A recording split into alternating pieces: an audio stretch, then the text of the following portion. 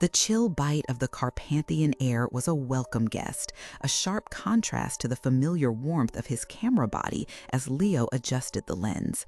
He wasn't merely photographing trees, he was trying to capture the very breath of these ancient Eastern European forests, the whispered tales held within their gnarled branches and deep shadowed glades. This particular trip, a solitary expedition into a remote corner of Romania, was about chasing light, texture, and perhaps a touch of the unknown that folklore whispered about.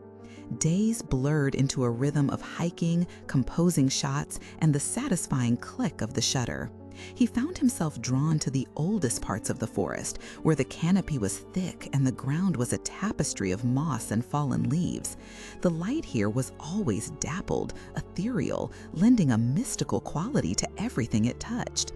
He felt a deep sense of peace, a profound connection to a world untamed.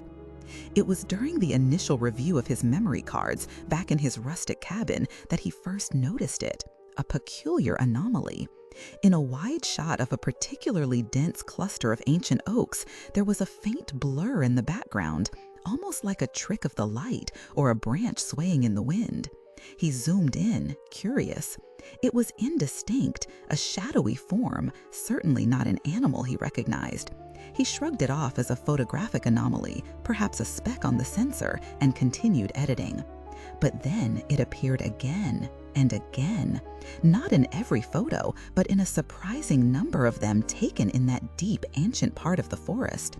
Each time it was slightly clearer, slightly more defined. A figure, undeniably human in shape, but with an unsettling texture. Moss-covered it seemed, and from its head, impossibly, rose antlers, like those of a young deer, but thicker, gnarled. His initial dismissal turned to a prickle of unease, then a surge of professional curiosity. Had he inadvertently stumbled upon some local, incredibly well-camouflaged individual, or was it an elaborate piece of forest art? He spent hours poring over the images, zooming in, sharpening, trying to extract more detail. The more he looked, the more certain he became. This wasn't a trick of light or a smudge. It was a being.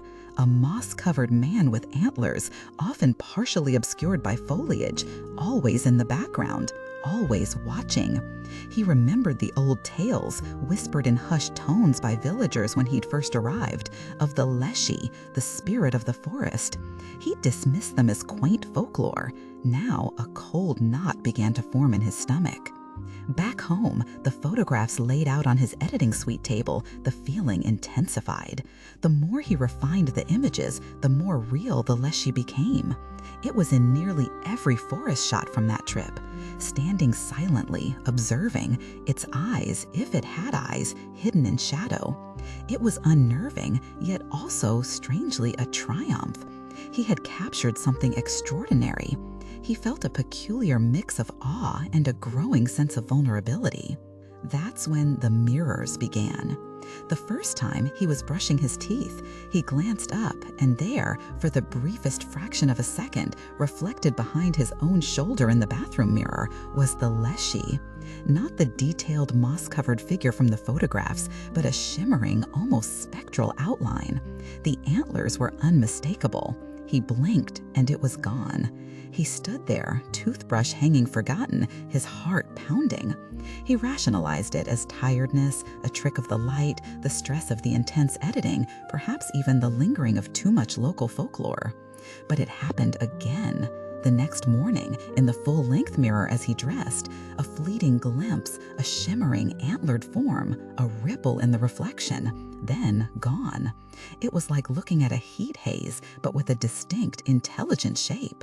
It wasn't always in the same place, sometimes behind him, sometimes subtly merged with his own reflection, a distortion in the glass. The appearances grew more frequent, more distinct. They were never fully solid, never entirely clear, but always undeniable. The Leshy, the entity from his photographs, was now in his apartment, or, more accurately, in his mirrors. He tried covering them, draping old sheets over every reflective surface in his home. But the absence of reflection only seemed to heighten the eerie sensation that he was being watched, that the Leshy was still there, just beyond his sight, waiting for the moments he'd forgotten about a tiny hand mirror or the reflective surface of his laptop screen when it was turned off. He felt a creeping isolation. How could he explain this? To whom? He started questioning his own sanity. Was he simply projecting the intense images he'd captured? Was his mind playing tricks on him?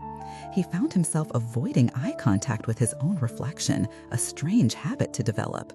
He'd jump at shadows, hear faint rustling sounds that weren't there. The peaceful connection he'd felt in the forest had curdled into a haunting, a constant reminder that he had perhaps taken something he shouldn't have.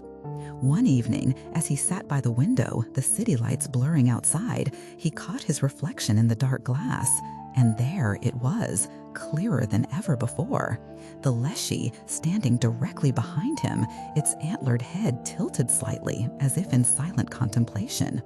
It didn't look menacing, not exactly. It looked present and profoundly sad, perhaps, or simply watching.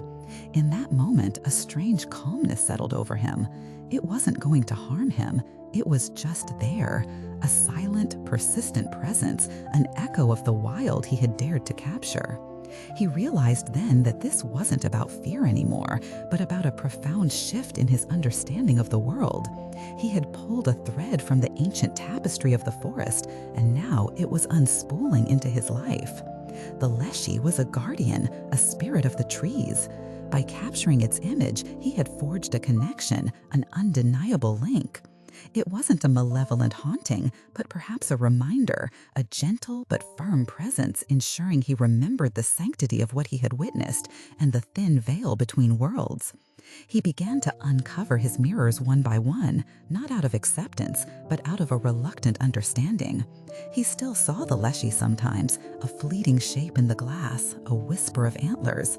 And each time he now felt not fear, but a quiet reverence for the strange, beautiful, and utterly wild truth he had brought home with him. The forest, it seemed, had come to reside in his very reflections. This experience, unnerving as it was, profoundly changed Leo's approach to his art and to life. He continued to photograph, but with a deeper sense of respect, a quiet acknowledgement of the unseen forces that weave through our world. Sometimes the most profound encounters aren't sought, but simply stumble into our lives, leaving an indelible mark. If you've ever felt a presence in the quiet wild or glimpsed something just beyond the veil of the ordinary, I'd love to hear your story. Share your thoughts in the comments below, or perhaps join our growing community by subscribing. Until next time, keep your eyes open and your imagination alive.